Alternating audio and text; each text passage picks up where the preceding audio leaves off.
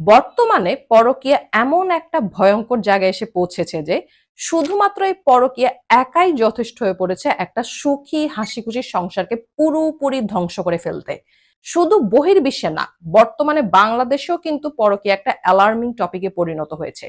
গত কয়েক বছরে শুধুমাত্র পরকীয়ার কারণে বাংলাদেশের যে হারে সংসার ভেঙেছে সেটা কিন্তু অন্য কোনো কারণে এতটা হয়নি।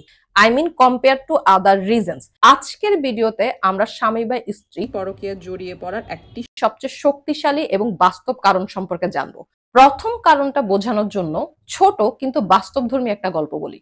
নীলা এবং রাতুল তাদের ভার্সিটি জীবনের 4 বছরের প্রেম শেষে চাকুরি পাওয়ার পর বিয়ে করলো। বিয়ের পর তাদের মধ্যে সবকিছু মোটামুটি ঠিকই চলছিল। তবে সময় যত যেতে থাকলো ততই তারা বাস্তবতার মুখোমুখি হতে থাকলো। চাকুরির চাপ, সংসারের বিভিন্ন সময়ের ঝামেলা, মতের অমিল সবকিছু মিলিয়ে তাদের মধ্যে একসময় যে ভালোবাসা ছিল সেই ভালোবাসা আস্তে আস্তে কমতে থাকা শুরু করলো।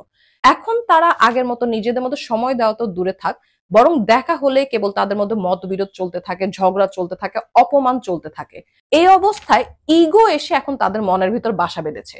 তারা দুইজনেই চায় যে অপরজন এসে সরি বলুক। আমি কেন সরি বলবো? আমার কি কোনো মান সম্মান নেই? আমি বা কেন সংসারের সকল ঝামেলা একা বহন করব? এইভাবে করতে করতে তারা কেউই কাউকে সরি বলে না। তাদের ভিতর যে ডিস্টেন্স তৈরি হয়েছে সেই ডিস্টেন্সটা এখন রয়েই গেল। একটা সময় আসলো যখন এই ডিস্টেন্সের কারণে তাদের মনের ভিতর সৃষ্টি হলো শূন্যতা। আর যখন একজন মানুষের মনের ভিতর শূন্যতা এসে গ্রাস করে, তখন সে চায় যে কেউ একজন আমাকে একটু বুঝুক, কেউ আমাকে একটু মেন্টালি সাপোর্ট দিক, আমাকে একটু ইমোশনালি সাপোর্ট দিক। আমার জীবনে এমন একজন মানুষ থাকুক যে মানুষটার কাছে আমি আমার মনের সকল কষ্ট শেয়ার করে কিছুটা হালকা হতে পারবো। তখন এই মনটাকে হালকা করার জন্য, মনের শূন্যতা দূর করার জন্য সে দেখা গেল যে সোশ্যাল মিডিয়াতে আগের চাইতে বেশি পরিমাণে অ্যাক্টিভ থাকা শুরু করলো। এই অবস্থায় নীলা বা রাতুল তাদের দুজনের মধ্যে কেউ একজন হোয়াটসঅ্যাপ বা মেসেঞ্জারে দেখা গেল যে তার ভার্সিটির পুরনো কোনো সিনিয়র ভাই বা ভার্সিটির জুনিয়র কোনো বোনের সাথে চ্যাটিং করা শুরু করলো। প্রথম প্রথম দেখা গেল যে হালকা পাতলা চ্যাটিং ছিল, এরপর দেখা যাচ্ছে যে জীবন নিয়ে তারা গভীর মাত্রায় শেয়ারিং শুরু করলো, ফিলিংস শেয়ার শুরু হলো। এই অবস্থায় দেখা গেল যে স্পাউসের সাথে তার দূরত্ব যত তৈরি হচ্ছে, ঠিক বাইরের মানুষটার সাথে সে ইমোশনালি ততটা ক্লোজ হয়ে পড়ছে। একসময় এই ইমোশনাল কানেকশন থেকে, এই ফ্রেন্ডশিপ থেকে সেই সম্পর্কটা রূপ ধারণ করলো পরকীয়ায়।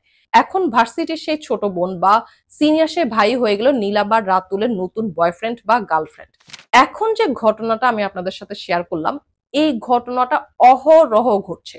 সে তৃতীয় ব্যক্তিটি কখনো হতে পারে ভার্সিটির কেউ, কখনো হতে পারে অফিসের কলিগ, বা আবার কখনো হতে পারে ফেসবুকের ফ্রেন্ড লিস্টেরও কেউ। আজকে একটা বিষয় ভালোভাবে মাথায় ঢুকিয়ে যান। প্রেম করা আর বিয়ে করা কিন্তু আসলে এক জিনিস নয়। প্রেমে থাকে আবেগ, স্বাধীনতা, রোমান্স, কিন্তু বিয়েতে থাকে বাস্তবতা, দায়িত্ব এবং প্রতিদিনের সংগ্রাম। এমন প্রচুর কাপল রয়েছে যারা কিনা বছরের পর বছর ধরে প্রেম করে যায়, কিন্তু বিয়ের পর তারা কি ধরনের বাস্তবতার মুখোমুখি হতে হবে, কিভাবে তারা নিজেদের মধ্যে সংসারের দায়িত্বগুলো ভাগ করে নিবে, কিভাবে তারা যৌথভাবে জীবনের বিভিন্ন সমস্যার সমাধান করবে, এই ধরনের কোনো কথাবার্তা তারা নিজেদের মধ্যে বলেও না, এমনকি ভাবেও না। তারা শুধুমাত্র দেখা যায় যে প্রেম এবং রোমান্সে ব্যস্ত থাকে।